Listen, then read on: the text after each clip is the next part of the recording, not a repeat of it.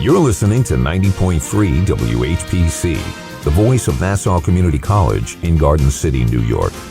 I'm Bill McIntyre here with Jon Gallo for another edition of this week's Long Island News, the news show that brings you news stories about Long Island and about Long Islanders. Well, today we have a very special Town of North Hempstead Supervisor Candidates Forum. So we'll be joined by both the leading Democratic and Republican Party nominees for the open town supervisor position. Now they're vying to be the town's next chief executive official, following the current supervisor, Judy Bosworth, who's deciding not to run for a new term. In no particular order, we'll first talk to our first candidate, Jen DeSena. Mrs. DeSena graduated from Massapequa High School, Boston College, and St. John's University Law School. She has also specialized in insurance litigation, having worked for Mound, Cotton, and Wolin, then going on to serve as an enforcement attorney at the U.S. Securities and Exchange Commission. Well, thank you, Mrs. DeSena, for joining us today. I'm happy to be here. Happy to have a chance to talk. Very good. So we wanted to start, by just kind of having, a discussion about your relevant experience for supervisor. Yes, thank you. So I think that my experience is very important. It's lived experience, and it's out here with the constituents. So I know what we need from the town. I know what we haven't gotten from the town. And a lot of people are very excited for me to try and get in there and make the town more responsive. When there's one party in control for 30 years, even if you're a member of that party, you have to worry that maybe they're not allocating resources to all the communities. Maybe they're not finding the most qualified employees. They might be finding employees who are loyal to their party or who are promoting themselves.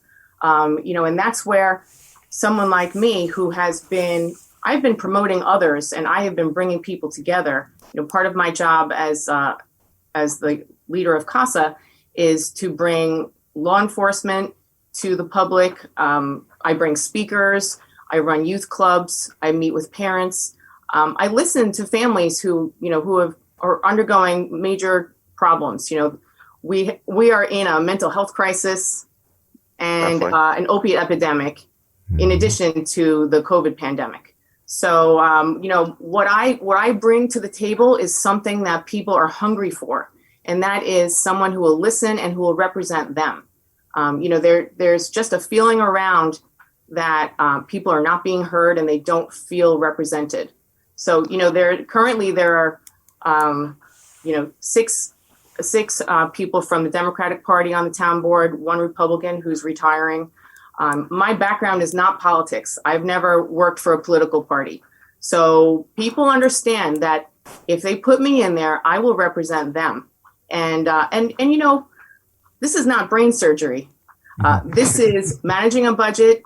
It's being careful with your funds. It's listening to the community. And we've had some expensive issues recently where the community did not have input into something, and it caused some change in plans.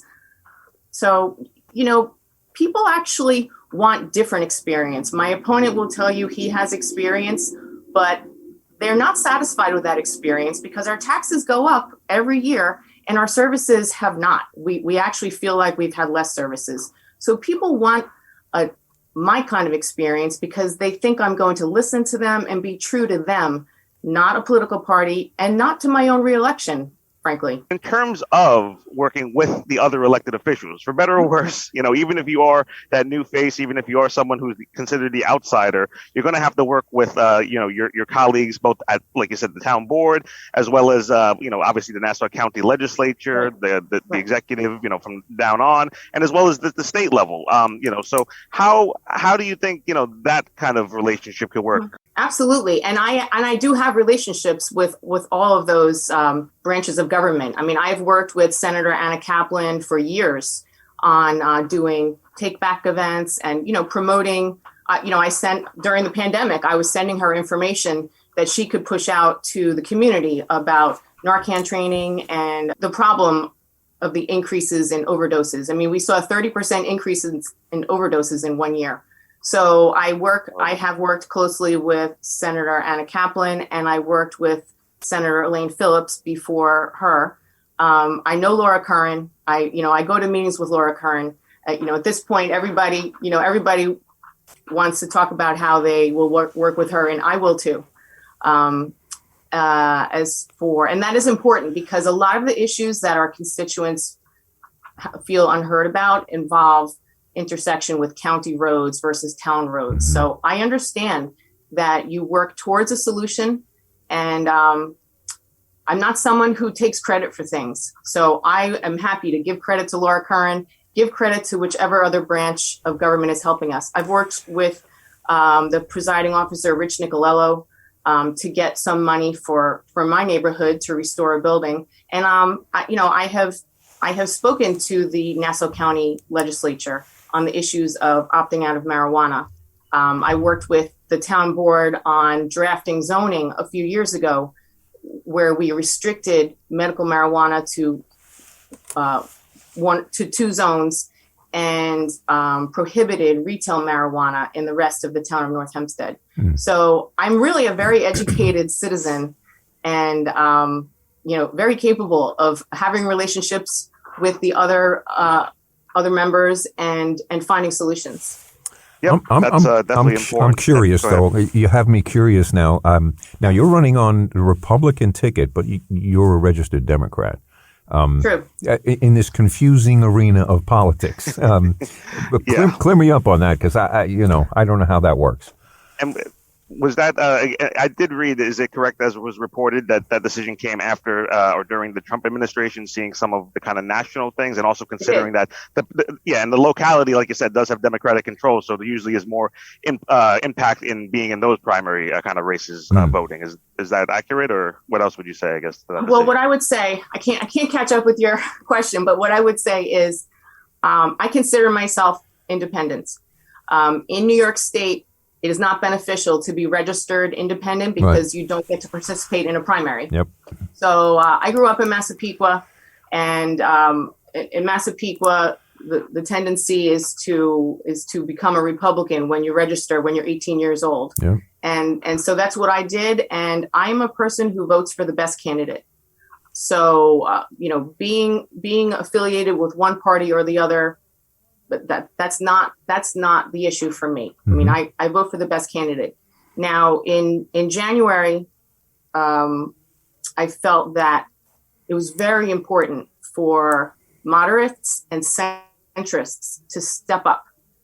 We cannot let our country be taken over by extreme views being typed into a computer and sent out there and causing fear. And so I thought to myself, I will be the leader that I would like to see, somebody who cuts through, the name calling and just works to bring all people together, both sides of the table, both sides of the aisle, and find the solutions that we need for the town of North Hempstead, because we have problems. We have some unresolved things that have been going on for a very long time, and people cannot wait any longer. They don't believe that the current administration and basically, Mr. Wink sometimes considers himself part of the town board and sometimes he doesn't.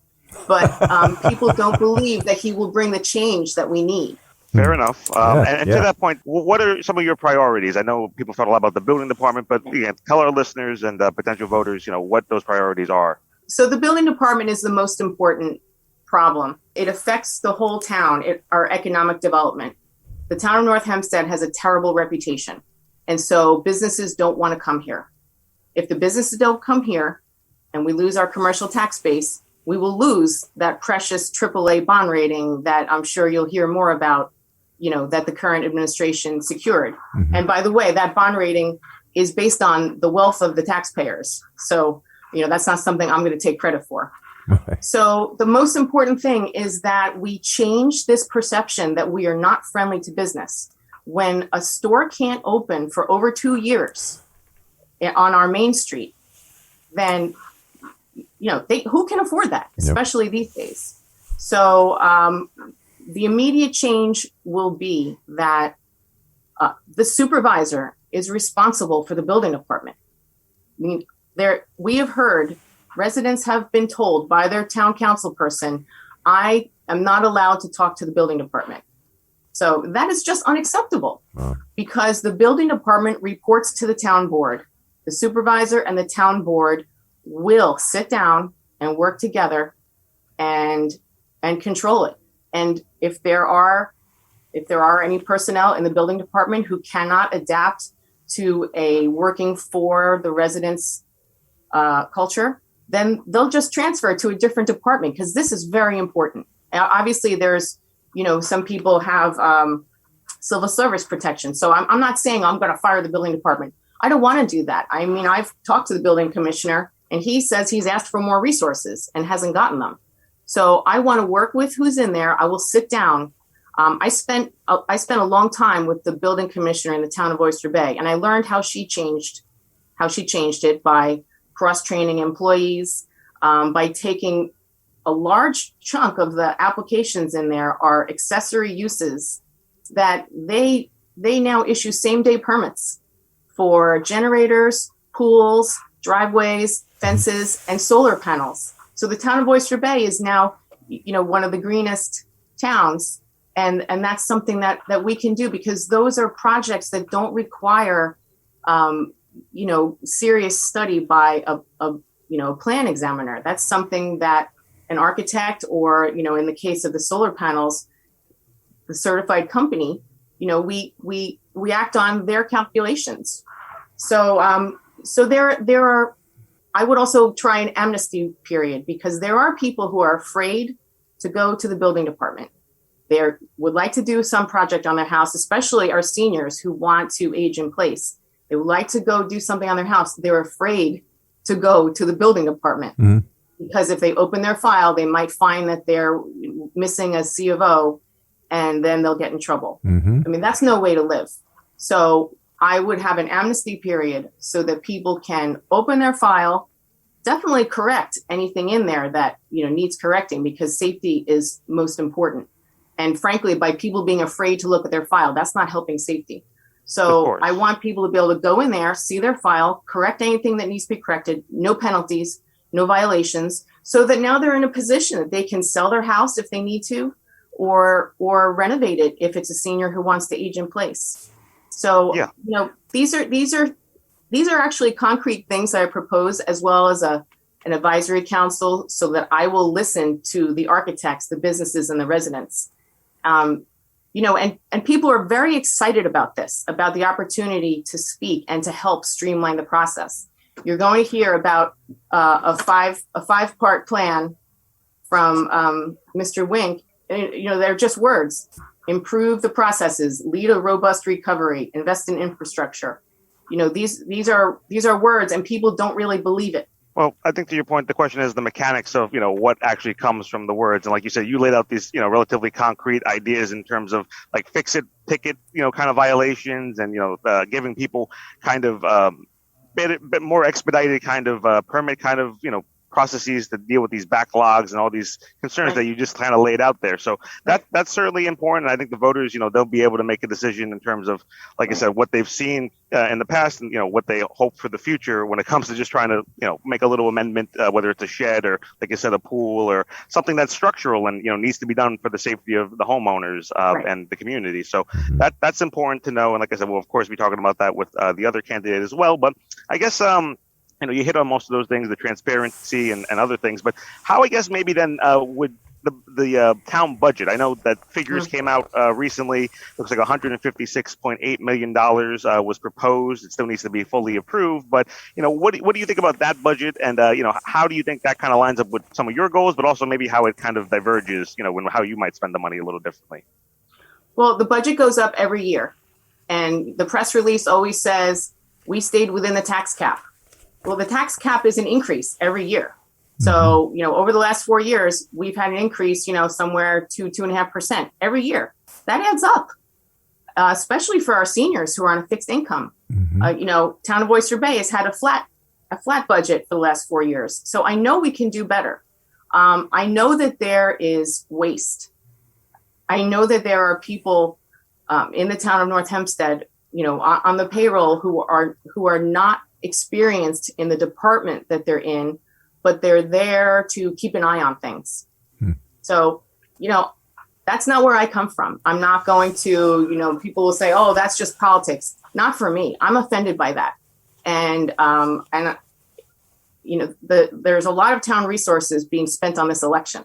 I'm out a lot. The last 6 months, I've been out a lot meeting people. And I am really surprised at how all the elected officials are there. Everywhere I go, they're there. And I just wonder who's working. I mean, there's a lot of there is something to be said for supporting the community, but it's also self-promotion because everywhere we are, they also have staff there. So everybody's Mr. out Wink, at the game. Yeah, everybody's out at the game. Who's working? Yeah, they're all there. I mean, not only Mr. Wink, but the deputy town clerks are there too. So obviously, we can do better. I mean, we can streamline. The supervisor's budget is bigger than the town board's budget. I mean, I feel like there's some things that we can cut there too. Now, but these might be small. Trimming some deputy town clerks, or someone from the supervisor's budget might be small, but it's a step in the right direction.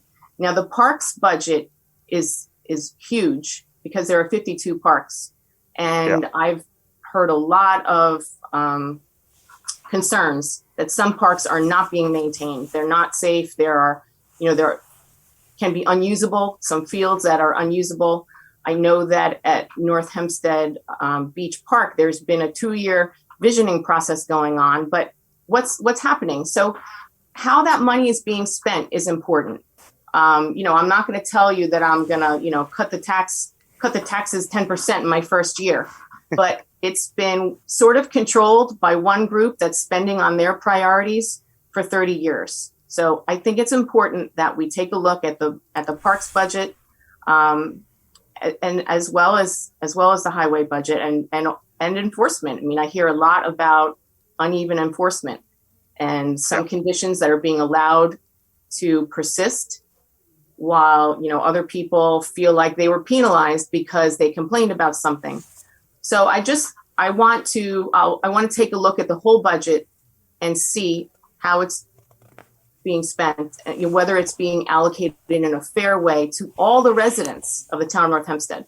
That makes a fair amount of sense there. And let's just remind our listeners that they are listening to this week's Long Island News here on 90.3 WHPC, the voice of Nassau Community College. And we are still joined, myself, Jon Gallo, Bill McIntyre, by the town of North Hempstead supervisor candidate, Jennifer DeSena. So, okay. Thank you for laying out, your position on, where that budget proposal stands. I guess another thing, maybe just turning it back and maybe also bringing it back to zoning and development in terms of the recovery from the pandemic. We still do have a public health, obviously issue. Obviously there are other ones like the opioid epidemic. But that said, people are still concerned about COVID and the businesses are still dealing with, again, the impacts of them. So I know a lot of things with like permitting have happened in terms of outdoor dining and other kind of things like that. So what is your kind of thoughts on where we are and, where we go, I guess? We've done a fair job of allowing some outdoor dining. I'll tell you that a lot of the projects that happened, for instance, in Manhasset, we had Manhasset Alfresco, 8 Sunday afternoons. That was accomplished because of some amazing volunteers and the Chamber of Commerce. So I would reach out to, volunteers like that, Chamber of Commerce, various civic leaders, and listen to them and continue to work as hard as possible, to plan. In my town, it's funny because Town Hall is right on our main street on Plandome Road. We had a line divided Manhasset many years ago, so half of us vote in the Port Washington district and half of us vote in the Great Neck district. And so we feel like we haven't been listened to. And so, volunteers try and they, try and put these projects together to help the businesses, and they have helped the businesses. I'll continue reaching out to groups like that I'll give them credit where credit is due for how much they're doing to help the businesses. I mean, obviously, that goes back to the building department and having some businesses, some stores can be more like almost pre-approved. If it had been a restaurant in the past, it can almost be pre-approved for a restaurant again, without this worry that it might take 2 years. So that seems to be a common problem on Long Island. Most municipalities have that issue. I heard a guy out, it was actually Suffolk County, and he had an idea to start gourmet food trucks. He had all the financing. He was all ready to go, and basically shut down his dream because he couldn't get past local government. Right. And he just said it was, it certainly wasn't fruitful. He wasn't going to. And I believe in some instances, because I have a question too about the. We asked Don Clavin when we had him on about the marijuana sales and how a lot of towns on Long Island opted out. But they also left themselves an open back door, because if the tax money really started to pile up and they realized they were losing out, they'd be able to reverse their decision and avail themselves of. But it seems also that zoning is one way to keep these businesses from, they won't let vape shops just because they're in that type of a business. They won't just let them open up. And I've spoken personally to some of the vape store operators, and they're being asked to put quite a chunk of change in the bank to show that they don't need this income.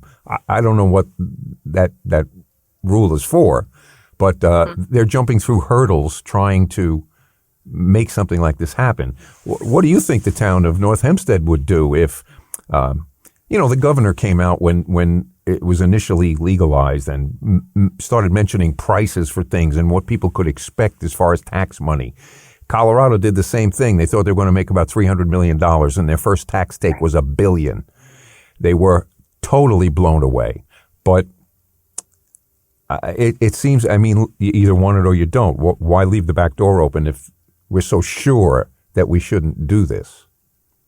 Well, the Marijuana Revenue and Taxation Act, MRTA, they gave communities this option for self-control. This is a big change to commercialize marijuana.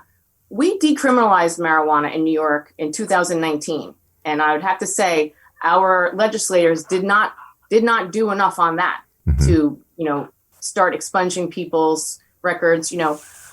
So I think they sort of kept it quiet because they wanted to keep this social justice argument in their pocket as well.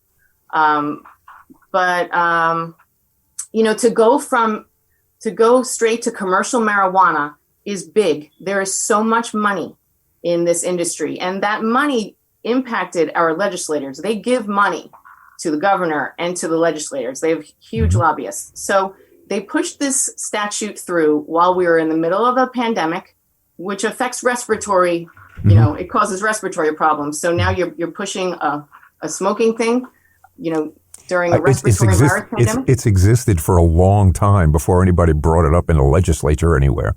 So it has existed for a long time. And in the states that legalized, the black market exists and actually has increased. So how so? If you look at because how has it increased? There are people who are getting their marijuana cards going to legal dispensaries.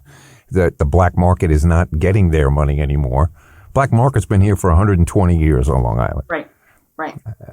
So the towns and municipalities have lost out on what could have been a lot of tax money over that time, but didn't avail themselves of. I think I just see it as more of a political issue. People don't have the political will to do what the people want them to do. Would you put this as a referendum out, let the people decide in North Hempstead? Well, that's in the statute. If the town were to opt out, the statute provides for a referendum. So that would happen. If the people wanted a referendum, they would get it. My thought is that we were given local control for a reason, and we have to look at our risks, and we drive. Nassau County and Suffolk County, we drive. Suffolk County had the highest number of motor vehicle fatalities last year. Nassau County had the third.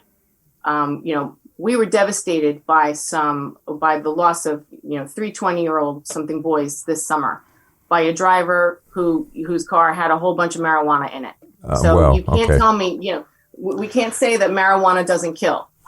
Yeah, we've certainly talked to the police commissioner and obviously the other elected officials, including the town of Oyster Bay supervisor. And, obviously there are people who would have reservations, but, they do see that some of their constituents, don't see the same concerns as others. But that said, zoning, like Bill was saying, does seem to be one mechanism, if this does ever come, to leave it away from schools and from, religious kind of locations and things like that. But I think it is a discussion that obviously people are having, because, again, it's a fact of the city's still going to be there. And, if our kids or whoever want to go that way, they probably will, but no, it's understandable. And I just wanted to, before we kind of wrap this specific issue, in terms of your experience with CASA, again, with substance abuse kind of nonprofit organizations, knowing that the opioid crisis is as bad as it is, and knowing that there's a push for trying to get people away from that. How do you feel, I guess, where that stands? I know we talked about, depression, but also, I guess we'll just start there. How do you think where that stands, the opioid epidemic, and what can be done right now? But then we'll go into how marijuana plays the legalization to that, I think, as well. I don't know if we're going to have time for all that, but we just won a big lawsuit. The Attorney General was successful in a big lawsuit on Long Island, and so Nassau County just got over $100 million that has been allocated for prevention and treatment. Suffolk County got even more. So that is good. It's also an example of how something we thought was a beneficial thing, it was not that long ago, maybe only 20 years ago, that these companies convinced all the doctors that they should be prescribing Oxy for everything. So It took us a little while to find out this is hurting us. And now it's cost so many lives. You cannot replace that with money. And it's cost a lot of money as well to kind of change around and educate. So how does that relate to marijuana? The evidence from the states that legalized has shown increased opioid use and increased alcohol use. So it's not as if by, giving people marijuana, you're eliminating those problems, because it's really just encouraging more self-medicating. I mean, I look at a lot of it as self-medicating. Obviously, adults, can use marijuana responsibly. I get that. I totally agree with that. I know that there are adults who can, but it is an addictive drug. And some people are not even on board with saying that. Today's THC is 95% pure. It's not what was around, when I was going to concerts 30 years ago. So it is addictive, and more people are daily users now. We're not talking about Friday night, daily use. And when you vape it or when you eat it, you could still be driving in the morning. I see kids vaping it at lunch, walking around town. And that also goes to show that it's here. But not everyone that smokes a vape is smoking THC. So just to right. I mean, just 2 years ago, before COVID, we had this whole E-Valley thing where people are all on ventilators in the hospital. That was from vaping marijuana. So there's such a need for education about this. I think there obviously is a need. There's obviously a need for education. So I would think that opting out until we get the education out there and until we see what happens in other communities, especially since we're so dependent on driving, I think that taking that time for the residents who pay high taxes we pay high taxes for our schools and for our kids. So safety of our kids obviously is a priority. Definitely. Public safety, of course, always is. John, it looks like the clock on the wall is... It is. So if you just want to tell us where people can find out more about your campaign and obviously look into things further, just tell us that. And obviously, we appreciate your time today. Yeah. Okay, great. So my campaign website is www.electdesena.com. Early voting starts on Saturday. Thank you very much for joining us today. We know you're busy. Same. Take care. So have a good rest of your day and weekend. Yeah, enjoy. You too. Now we're very happy to be joined by the current North Hempstead Town Clerk, Wayne Wink, who was re-elected to a second term in 2017. After serving 3 full terms as county legislator for the 11th District and serving more than 5 years as a town councilman, In addition to his town clerk normal duties, Wayne serves as the registrar of vital statistics for the town and for 19 other villages located within the town. Wayne graduated from Uniondale Public Schools and then received a BA degree in political science from Hofstra University and a JD from St. John's University Law School. Thank you, Town Clerk Wink, for joining us. Thank you, Bill. I've never heard my bio sound better. That's why we have him that here. Great voice. Thank you. Amen. Thank you. You have a lot of experience, of course, in government, but maybe what is the most relevant kind of experience to what, kind of put you in a position to be the next town supervisor? Right. I actually think it's the job I'm in right now, the position of town clerk. I've often described the town clerk's office as kind of the hub of the wheel, in that every other department of government interacts with us. And so that's given us the opportunity from an administrative level, as well as from an executive level, to have an understanding of how every other department in the town works and to provide them services, to give them, to help them with efficiencies and things of that nature. That's a big part of my job as the records management officer of the town. And, I just find that town clerk is kind of in the center of everything. And while we may be the last to know certain things, they don't get done until we know. So, Right.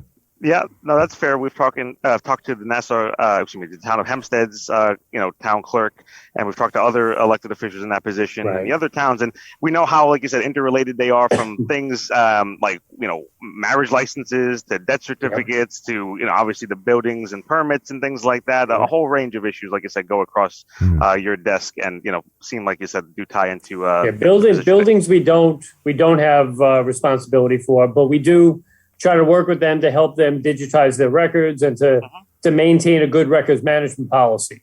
Mm-hmm. So, of course. Right. But then in terms of, I guess that experience, how also does it play in terms of working with other elected officials, who you will have to cooperate in that position with? Absolutely. I mean, look, the combination of being town clerk, I've worked with a number of the town board members on different pieces of legislation, on different activities. So, for example, the one Republican member of the town board actually is an old friend of mine who I was a councilman with, but he also is our liaison for taxi and tow truck issues. So he and I have worked on legislation together. We run the Tow Truck Advisory Commission so that we're interacting with the industry. And so, there's a lot of that goes on with all different members of the town board. And I also believe that since many of my functions as town clerk they're not town generated. In other words, I am responsible for implementing elements of the town code and certain permits and licenses.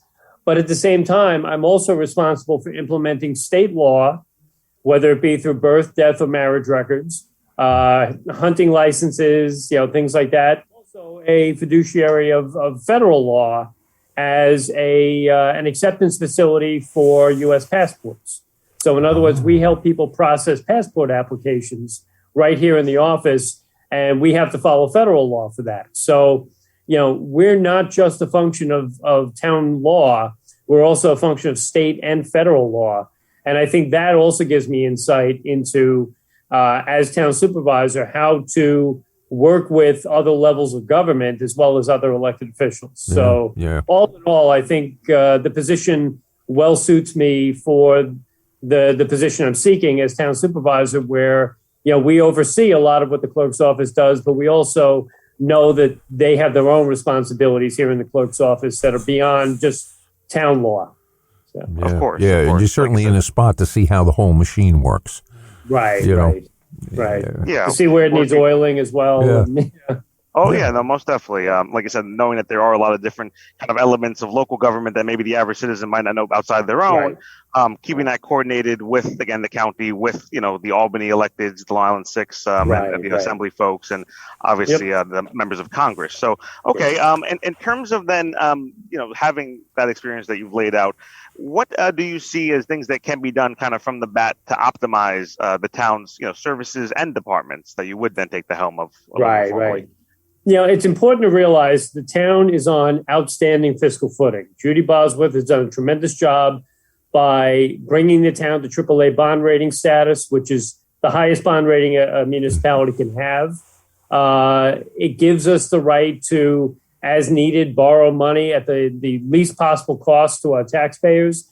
It allows us to work on big projects, to renovate and upgrade a lot of our facilities. So, having the fiscal stability is the first step to being able to make improvements to bring the town into the future.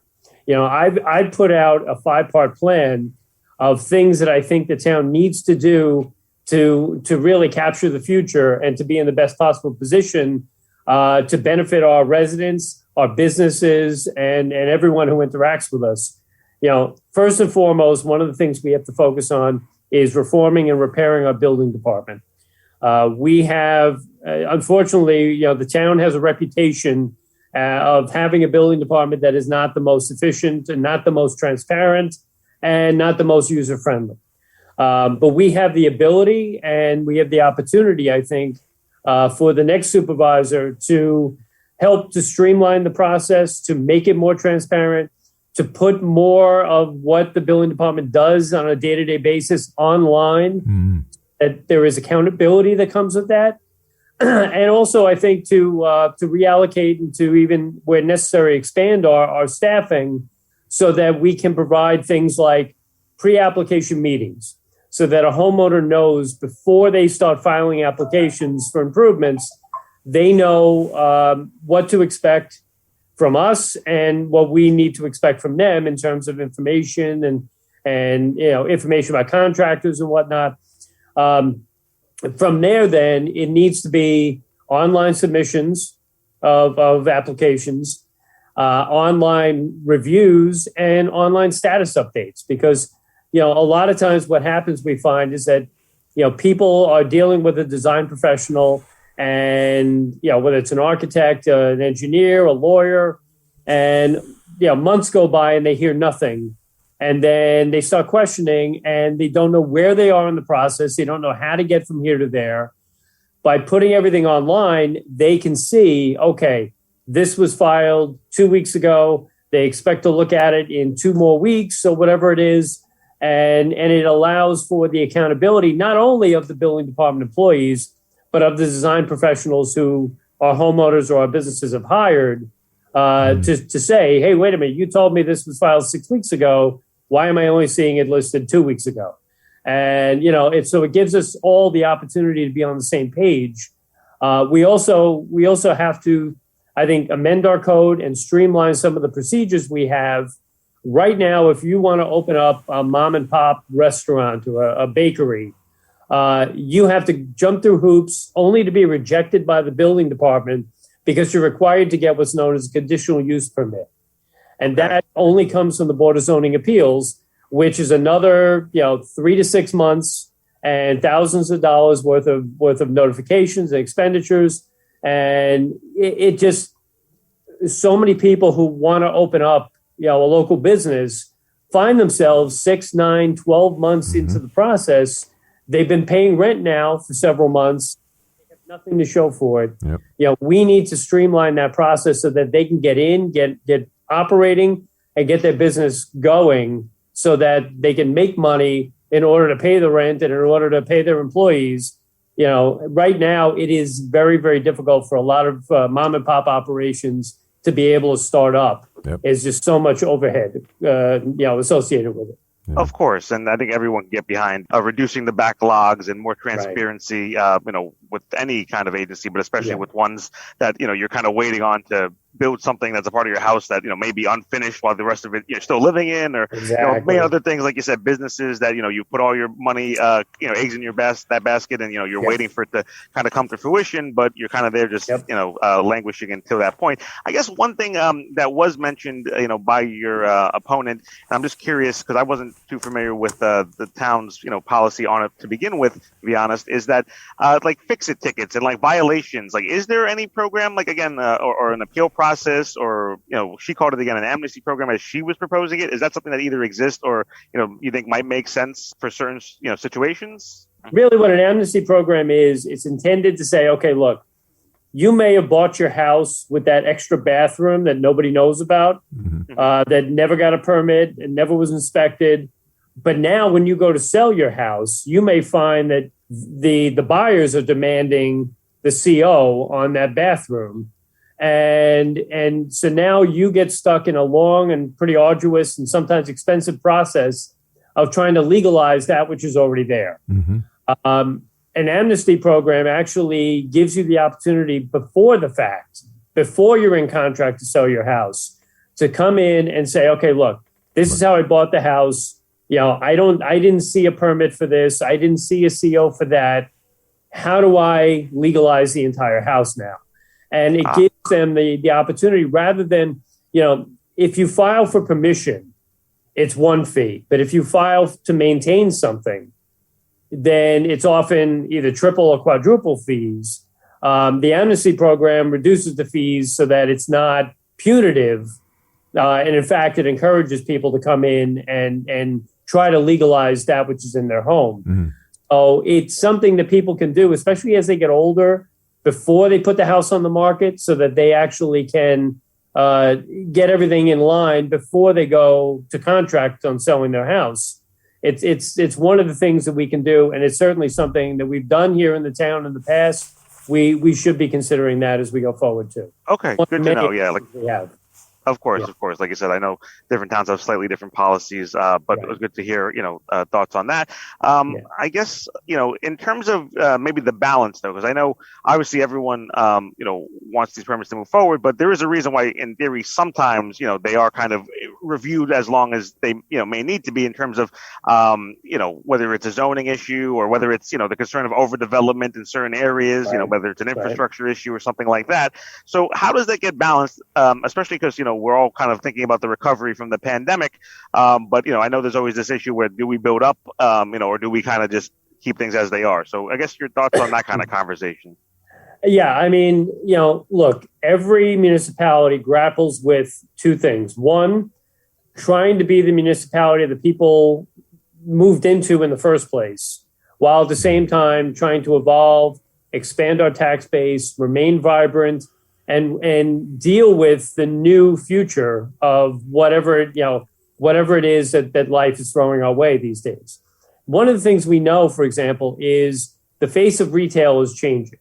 We know that a lot of the big department stores, we right here within half a mile of Town Hall, we lost Lord & Taylor. They're out of business. We've seen a lot of department stores over the years disappearing. At the same time, we've seen a lot of mom and pop shops, particularly whether it's hardware stores or things of that nature, get kind of gobbled up by big box stores. So the Home Depot, it puts the local hardware store out of business. Amazon. Yes, puts the local drugstore out of business. We know that happens. And as our retail industry continues to evolve, we need to be prepared for that because, we know that the things that are going to bring people into our downtowns are going to be more what we call experiential, for example. You can't, I guess, Grubhub can deliver a good meal to you, but you can't have the ambiance at home that you can get in a nice restaurant with candlelight and wine and whatnot. So, a lot of our downtown areas now have to more and more rely on the experience every bit as much as on the products themselves. Because you can buy almost anything on Amazon, but you can't buy the experience of being in a particular place. But, most downtowns have hung their hat on this idea of restaurants and, there isn't a clothing store, there isn't a storefront with a clothing that just doesn't exist. Is that the kind of thing where you can have a boom and then a bust? Well, there's always, look, I remember when my daughter was little, she's 16 now, but I remember there was always a hot birthday place, for little kids. I remember that. And one year it was the Little Princess experience, and one year was the Little Gym, and then, was the baking experience, and, been there, done that. And it was all cyclical, and they were around for a few years, and then once that kind of group of kids aged out of it, something else was the hot thing, and so there's always going to be that, And unfortunately, we're even seeing that, for example, with the movie industry. Movie theaters, certainly the local movie theater, the non-AMC or non-chain theaters right. are having a really tough time because the movie industry keeps moving the goalposts on them.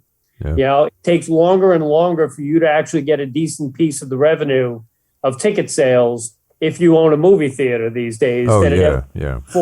I've spoken to some movie theater. I remember, I think it was the Whitestone movie theater. I did some work for them, and the owner of that theater told me that his total take, his profit, came from his popcorn. That's exactly right. He made nothing from showing the movie itself. Yeah. In my law practice, I learned a bit about the movie industry and the fact that you had to have a movie in your theater for 10, 12, sometimes 13 weeks before you were getting a decent cut of the ticket price. Yeah. So initially, you were fighting so hard to get that big blockbuster movie in, but if you only had it for 6 weeks, you never get anything off of it. You had to rely on selling popcorn and jujubes and stuff like that in order to make a living. That industry is constantly evolving like that, and there are so many other areas of retail where we're seeing that. What the town needs to be able to do to help our downtown survive is we need to. First of all, we need to help them get up and running faster. Second of all, we need to reimagine what our downtowns can be like. So, like during the pandemic, we at the town were able to expand outdoor dining facilities. We were able to expand outdoor retail uses, so that when they were only allowed to have 25% of their overall square footage, their overall tables. By expanding outdoors, they were able to have a bigger piece of the usual customer base, and they were able to provide social distancing and make people feel more comfortable.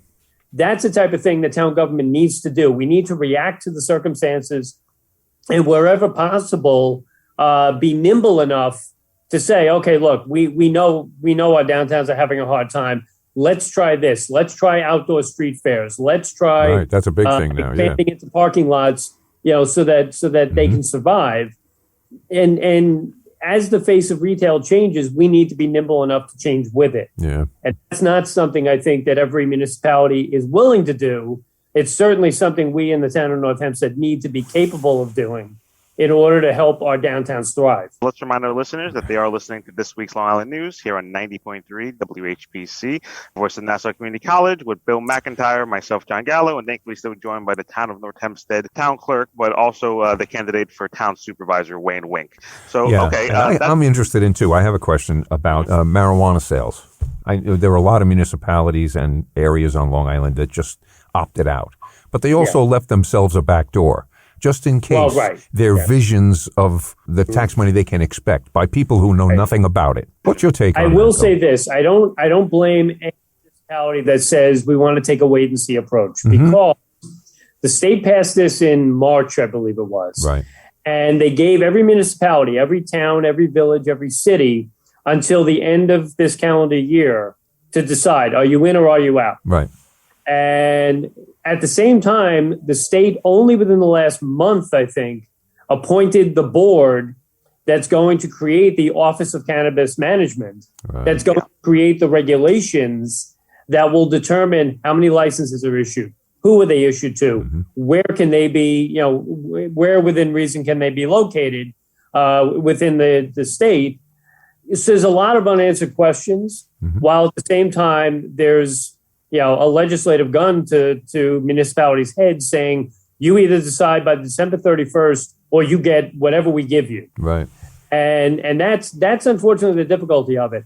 I was appointed by Supervisor Judy Bosworth to serve as the chair of our cannabis task force. And we just completed 3 listening sessions where we brought in experts from throughout the area, even throughout the state, to tell us more about what our rights and what our responsibilities are if we opt in, if we opt out. And we also brought in the public to I would love to qualify the experts, because the governor presented himself as an expert by giving these municipalities numbers that they then built their ideas on, and he was totally wrong. the governor was an expert on a lot of things. Yeah, so. well, yeah, okay. Yeah. Right. But look, having said all that, yeah, I understand the municipalities that say we don't know enough yet, so we're going to opt out now, knowing that they can opt in back in, at some point in the future. I think that's a risky proposition, quite frankly. And look, I think all of this is risky because, I have a 16-year-old special needs daughter. And that informs a lot of my judgment on this, because my big fear is that if she ever gets the opportunity, I hope she hasn't already, Right. And that makes her feel more normal. That reduces her anxiety or whatever. And now she becomes maybe not physically, maybe not biologically hooked on it, but socially and psychologically hooked on it. That worries me as to whether or not, because there are open questions as to whether it's a gateway drug, and there are open questions. But you could get a prescription from your doctor that you'd have the same worries about. No, you're absolutely right. But and again, I lay that out there simply because first, it's a reality. Yeah. At the same time, though, I recognize the fact that the testimony we've received is, first of all, it's already in our communities. It's already here. It has been here. It's been here since the 60s. That I can attest to personally. So I can attest to right. That. So that's one. Yeah. Two, once it comes in, as long as anybody in the area, any municipality, and we know New York City will have it. Yeah, exactly. And, New York City is literally across the border from North Hempstead. We also have reason to believe that the town of Oyster Bay to our east is going to limit it to industrial areas of their town. Right. Yeah, we still right. have to, using it through zoning. Literally across the border from us. Exactly. And we also know that once a dispensary opens, there will be online ordering. And once you're set up as a customer, you will be able to order online and have it delivered to your home.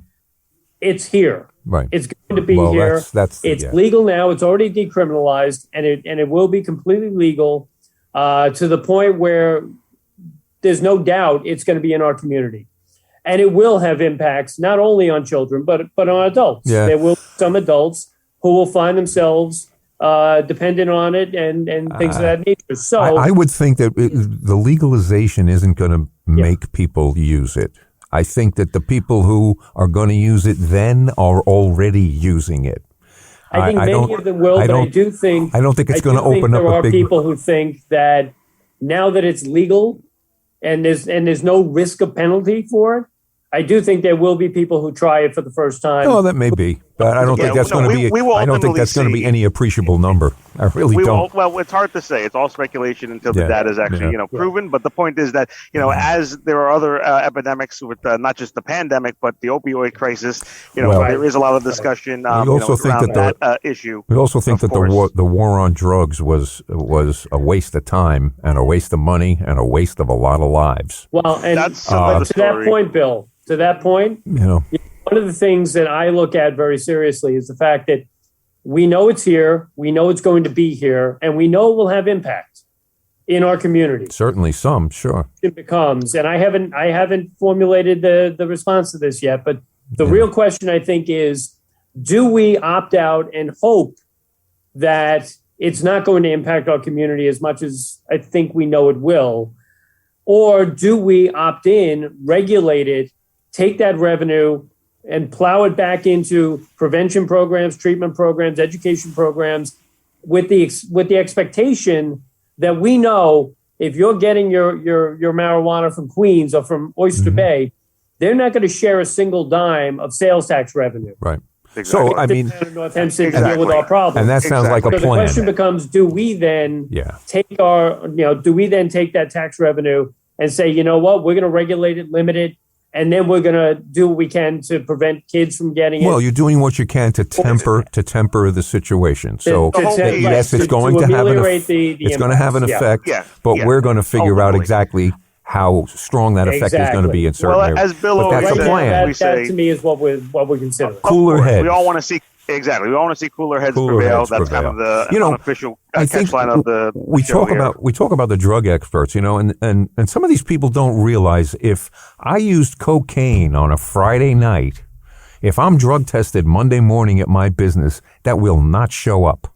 Right. But if I smoked a joint at the beginning of October and in the 4th week of October somebody decides to drug test me, that's going to show up. Yeah, obviously I there's think racial we're shooting disparities ourselves in the policing. foot There's other consistently. concerns, Bill, You know? that we've talked about with a number of electeds and the police commissioner directly and the DA last week. But we only have a few moments here, and that is obviously a hot button issue. That could take up a whole hour itself. Yeah, no, it's an important topic, and obviously, like, and you I said, have to promise you'll come back too. I'd love to. We look forward to it. But just in the moment or two that we have before wrapping, I guess, obviously there are other issues, protecting the climate and the local kind of water quality and obviously the parks that we all love out here, concerns with infrastructure, especially in the nature of what happened with the Hurricane Ida that really damaged a lot of parts of this town, specifically, as the governor called the train station in Great Neck as, Niagara Falls, when you look at those videos.